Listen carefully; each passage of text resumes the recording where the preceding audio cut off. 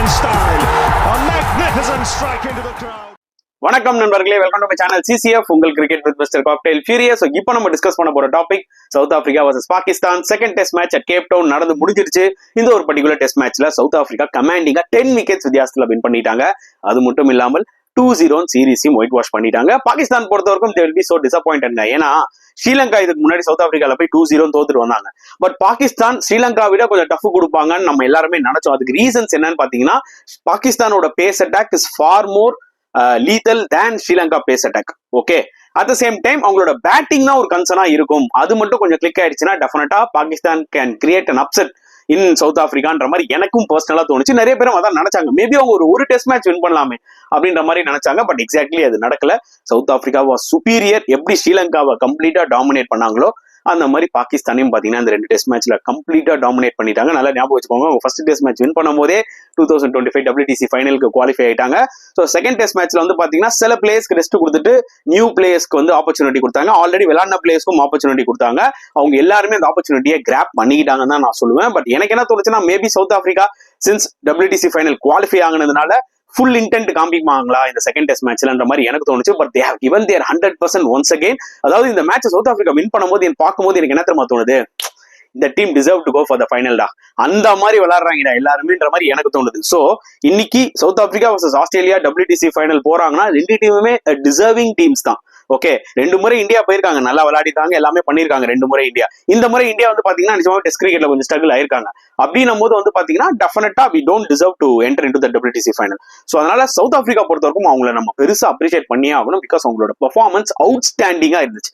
And இந்த test match பொறுத்தவரைக்கும் பாத்தீங்கன்னா ஃபர்ஸ்ட் டெஸ்ட் மேட்ச் செஞ்சுரியன் ரொம்ப ஸ்பைசியா இருந்தது wicket. And Cape Town wicket ஜெனரலாவே ஓரளவுக்கு டீசென்டா இருக்கும் பேட்டிங்க்கு. பட் ஆனா இந்த விக்கெட் வந்து ஒரு பாட்டா விக்கெட்டுங்க.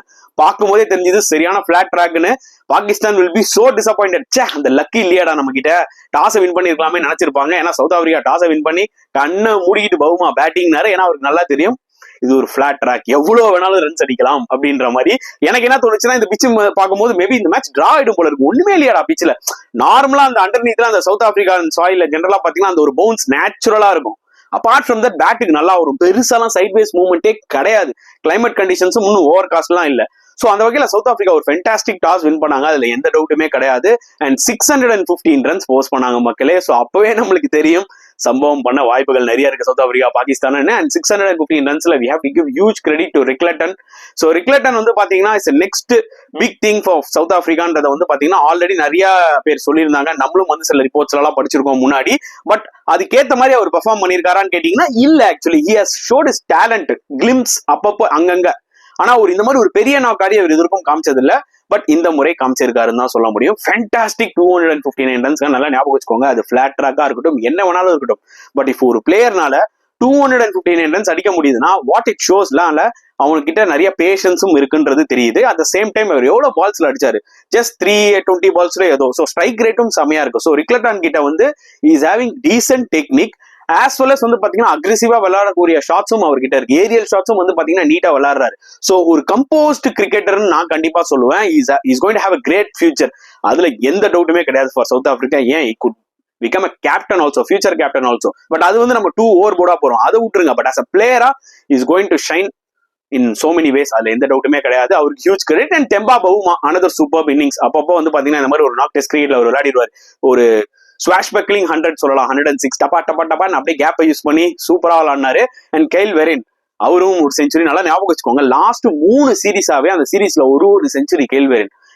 இப்ப பாகிஸ்தானோட அடிச்சாரா, அதுக்கு முன்னாடி ஸ்ரீலங்காவோட அடிச்சாரா, அதுக்கு முன்னாடி பங்களாதேஷோட அடிச்சாரு. சோ இந்த டஃப் கண்டிஷன்ஸ்லயும் அவர் 100 அடிச்சிருக்காரு.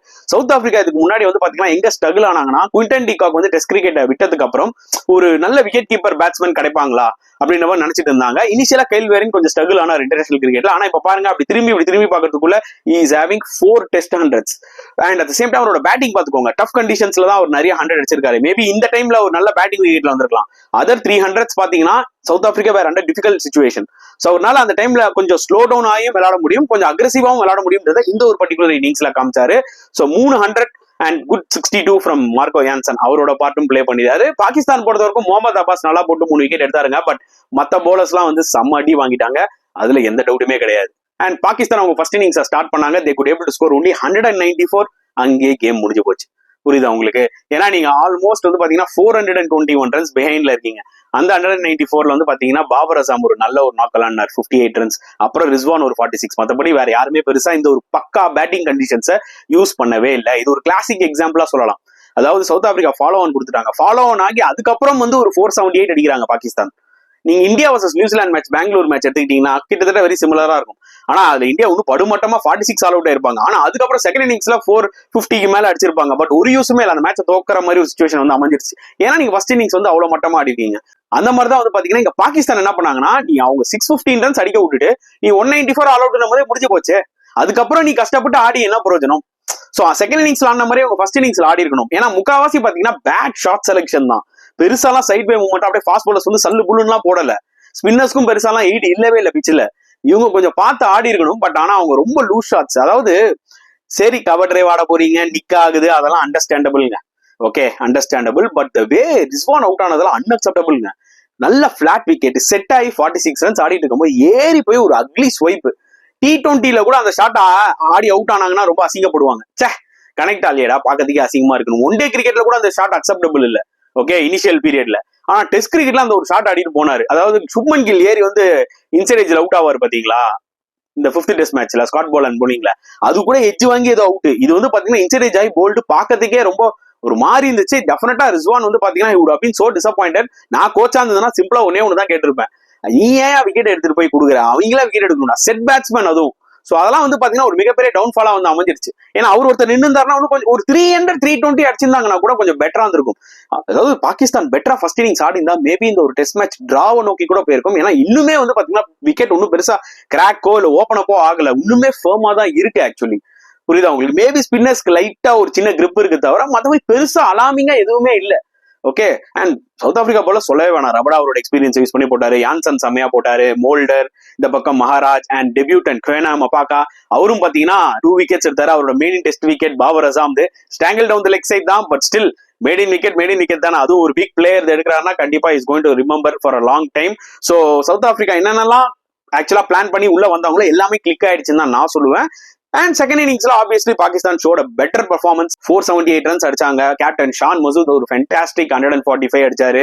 பிளஸ் ஒரு நல்ல knock from Babar Azam once again 81. நல்ல ஞாபகம் வச்சுக்கோங்க மக்களே, Pakistan were handicapped. Saim Ayub injury ஆயிட்டாரு ஃபீல்டிங் பண்ணும்போது, அது ஒரு மிகப்பெரிய செட் பேக் ஆக்சுவலா பாகிஸ்தானுக்கு. அது ஒரு எக்ஸ்கியூஸ் சொல்லலாம். ஏன்னா இந்த மாதிரி ஒரு விக்கெட்ல சைம் அயூப் டெஃபினட்டா நல்லா விளையாடி இருப்பாரு, 100 கன்ஃபார்ம். புரியுதா உங்களுக்கு? ஏன்னா அவர் அந்த மாதிரி ஒரு ஃபார்ம்ல இருந்தாரு. T20 50 ஓவர்ஸ்ல ஒரு 100 அடிச்சு அந்த ஒரு ஃப்ளோல இருந்திருக்காரு அவர். ஓகேங்களா? அண்ட் ஆஸ்திரேலியாவும் நல்லா பண்ணிருக்காரு. ஸோ இந்த கண்டிஷன்ஸ்க்கு பெர்ஃபெக்டா சூட் ஆகிற ஒரு பிளேயர் சைம் அயூப். அன்பார்ச்சுனேட்லி அவர் இன்ஜுரி ஆனதுனால பாபர் அசாம் ஓப்பனிங் விளையாட வேண்டிய ஒரு சிச்சுவேஷன். ஆனா Babar Azam has done well. First இன்னிங்ஸ்ல ஒரு 58, செகண்ட் இன்னிங்ஸ்ல ஒரு 81 அவரோட கிளாஸை காமிச்சாரு. Maybe he would be little disappointed.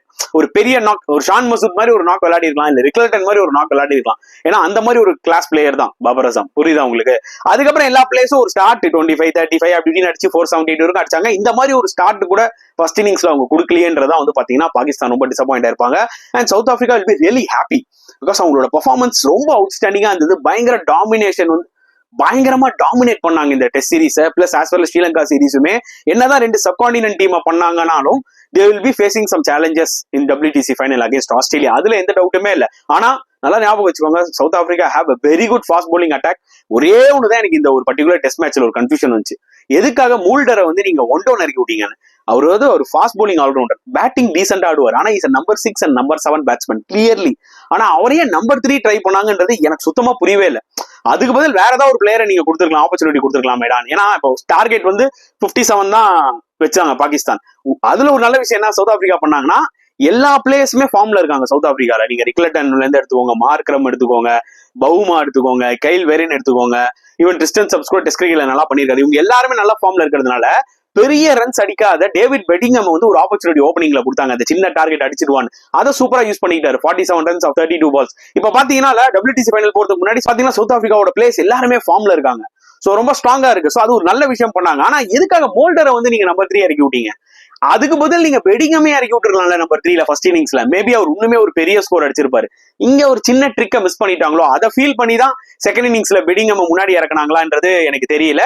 But still Mulder வந்து பாத்தீங்கன்னா is going to give lot of balance to the south Africa team. லார்ட்ஸ்ல வந்து பாத்தீங்கன்னா நீங்க ஒரே ஒரு ஸ்பின்னரோட போறது ஓகே சரிங்களா, அதுவும் டேர்னே எடுக்காதுன்னு அப்படி நீங்க நினைச்சீங்கன்னா நீங்க ஸ்பின்னரே வேணாம். நீங்க வந்து பாத்தீங்கன்னா 4 ஃபாஸ்ட் பவுலரோட போலாம். அதுல சவுத் ஆப்பிரிக்காவுக்கு ஒரு பேலன்ஸ் கொடுக்க போறது வந்து பாத்தீங்கன்னா மூல்டர். எப்படி வந்து ஒரு வெப்ஸ்டர் வந்து ஆஸ்திரேலியாவுக்கு ஒரு பேலன்ஸ் கொடுக்குறாரோ அந்த மாதிரி இங்க மூல்டர் வந்து சவுத் ஆப்பிரிக்காவுக்கு ஒரு பேலன்ஸ் கொடுக்குறாரு as an ஆல்ரவுண்டரா நான் சொல்லுவேன். So good team south Africa, அதுல எந்த டவுட்டுமே இல்ல. பாகிஸ்தான் டிசப்பாயிண்டடா தான் போவாங்க. நெக்ஸ்ட் வந்து பாத்தீங்கன்னா 2 டெஸ்ட் மேட்ச் ஆட போறாங்க ஹோம்ல வெஸ்ட் இண்டீஸோட. அதெல்லாம் வந்து ஈஸியா வின் பண்ணிடுவாங்க. But end of the day South Africa deserve to enter into this WTC final 2025 நான் கண்டிப்பா சொல்லுவேன். ஐ திங்க் உங்களுக்கும் அதான் தோணும்னு நினைக்கிறேன். சோ இந்த பர்டிகுலர் சவுத் ஆப்பிரிக்காவோட ஹோம் டாமினேஷனை பத்தி நீங்க என்ன நினைக்கிறீங்க மறக்காம கமெண்ட் செக்ஷன்ல போட்டுருங்க. இந்த வீடியோ பிடிச்சிருந்தா லைக் பண்ணுங்க, ஷேர் பண்ணுங்க, முடிஞ்சா சப்ஸ்கிரைப் பண்ணுங்க. சோ நெக்ஸ்ட் வீடியோல பார்க்கலாம் ஃப்ரெண்ட்ஸ். until then bye.